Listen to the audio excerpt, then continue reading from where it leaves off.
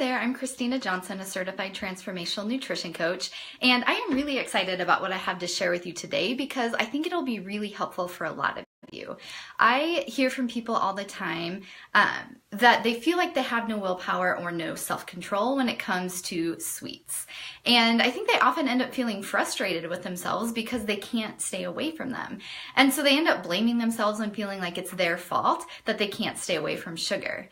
When in reality, most sugar cravings truly are a result of some kind of imbalance within the body. When something's not quite right in the body, then that can cause us to crave sugar. So it's not necessarily your lack of willpower or self-control that's causing the problems, but it's some other imbalance. And so today I want to share with you 9 of the most common causes of sugar cravings, because once you can identify which one or ones of these might be causing your cravings, then you can do something about it. And I can tell you from personal experience and from the experience of, so many of the clients that I work with in the Sugar Reset program, that it is truly possible to get rid of your sugar cravings. I used to feel like that would never be a possibility for me. I would always just want something sweet after I ate. I would never be able to say no to cookies or candy or, anything like that. But it's amazing what happens when you start to just focus on your health, and then the sugar cravings can disappear. So I'm going to start off by sharing these causes with you. If you would like, I did think it would be helpful to just create a handout that has these causes listed on it. So if you want me to email you the handout that has the 9 different causes just briefly listed out, I would be happy to send that to you. So you can just go to ChristinaJohnsonWellness.com/sugar cravings and just let me know what email you want me to send it to. So feel free to go ahead and do that. But let's get started. So I kind of like to categorize these into 3 different types of imbalances. So the first one is there could be some kind of nutritional imbalance that's causing your sugar cravings.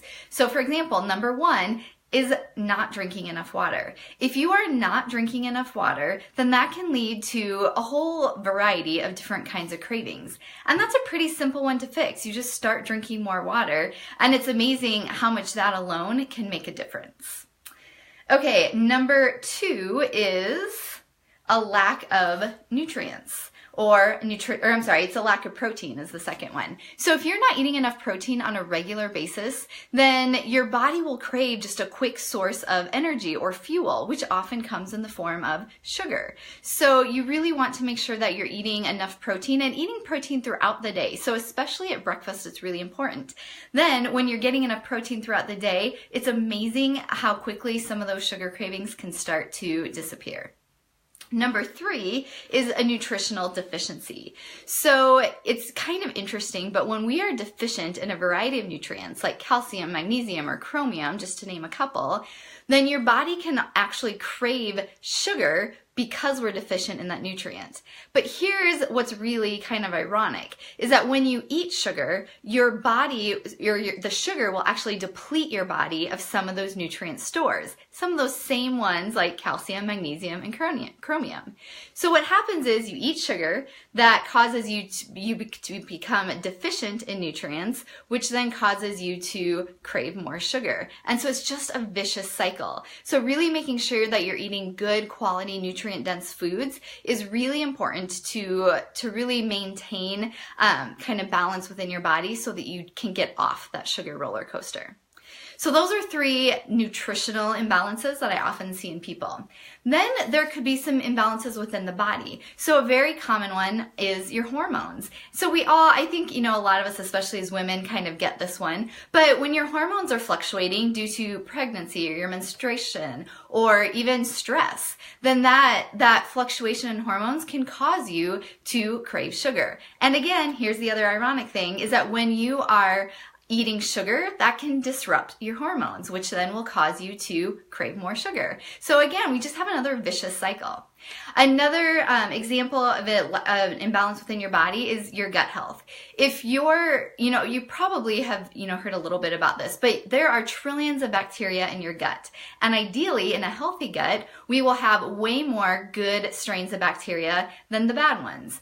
But when some of the bad ones become overgrown, like Candida, which you might have heard of before, then those bad bacteria thrive off of sugar, so they will cause you to crave more sugar. So really maintaining good gut health is really important to reducing and managing your sugar cravings. Okay, so now the last type of imbalance are lifestyle imbalances. So one example of a lifestyle imbalance is a lack of sleep. You know, this is a really basic one, but I think we underestimate how big of a role it actually plays. So for example, you know, when you are sleep deprived and you're tired throughout the day then and just, you know, need a little pick-me-up, your body's going to crave sugar because it'll be a quick source of fuel or energy for your body.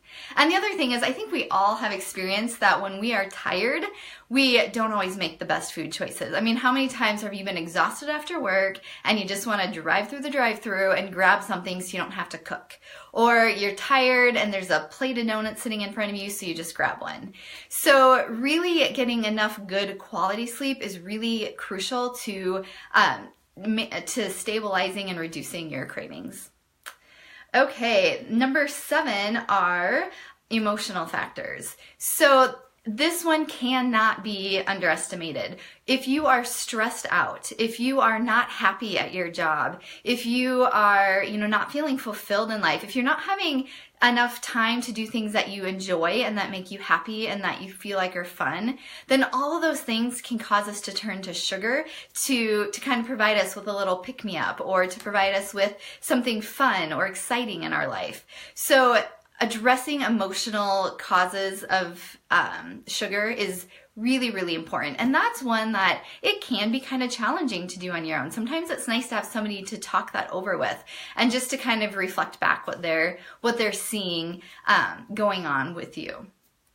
Okay, the next one, number 8, are childhood experiences. This one's kind of interesting, but you know, if you think about it, our relationship with food really begins and has its solid footing in our childhood. So experiences with food as a child will have lasting impacts. So for example, you know, for me, it was often a celebration to, getting good grades to go out for ice cream. And so sometimes then, even now, I have to catch myself if I do something good or if I, you know, feel like I need a reward, it's easy to turn to food. And so maybe there's a certain food that's just a comfort food for you that your mom would make when you were sick.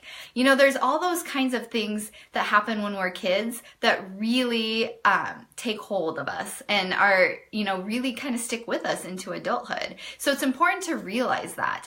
And even, you know, if you've had negative experiences with food or with your body image or with your weight when you're younger, then again, that can cause issues into adulthood. And lastly, number 9 is kind of an interesting one, but this is seasonal. So sometimes we have cravings based on the season. So in the spring, you know, a lot of times we'll crave foods that are lighter and maybe more detoxifying, like salads or citrus. In the summer, we may want foods that will be more cooling, like fruit or raw foods. Or ice cream. In the fall, we want more grounding foods, things with squash and pumpkin. And then in the winter, we want warming foods or comfort foods like soups and, you know, casseroles and things like that. So these are the 9 different causes or 9 of the most common, I would say, causes of sugar cravings. And so what I would encourage you to do is to, number 1, just download the handout that I have that lists these all out so that you can refer back to it. And, you know, I'll put the link for that in the comments. But download that list and really go over and try and identify what do you think are your biggest causes of your sugar cravings and start to make a plan. What can you do about it? Can you just start drinking more water? Can you get more protein at breakfast? Or do you need to deal with some of the more emotional issues? But whatever it is, just start creating a plan, because the truth is that these sugar cravings are happening because of some kind of imbalance in your life, in your body, in your mind. And once you can address those imbalances, then those sugar cravings really do start to subside and just kind of start to disappear, which is an amazing feeling because then there's so much freedom that comes with that. And, you know, it's interesting to me, but I read this quote that sugar is not the problem. It's not the problem. It is the solution. Sugar is our body's solution to these imbalances. So if you can solve the root of the issue, which might be a lack of water or protein or an emotional eating issue, when you can solve the root of the issue, then the sugar cravings can disappear. So I would just love to know if you would just put in the comments, which of these causes of cravings can you identify with the most, or do you think might be causing your sugar cravings? So if you just want to type in, one or two of them, I would be really interested to see what you think about that. And then if you think that this video or this information could be helpful for somebody else, would you please share it so that we can kind of spread this message to more people? Because I do know that this is an issue that a lot of people struggle with. And lastly, if you want that handout where I go over the 9 causes of sugar cravings, and just go to ChristinaJohnsonWellness.com/sugar cravings, and you can just let me know where you want me to send that to. So if you have any questions or comments, feel free to post them in the comments, and I will check back to see, what kinds of questions or comments you have. And I think that's it for now. So I will talk to you again in the next week or two. Bye for now.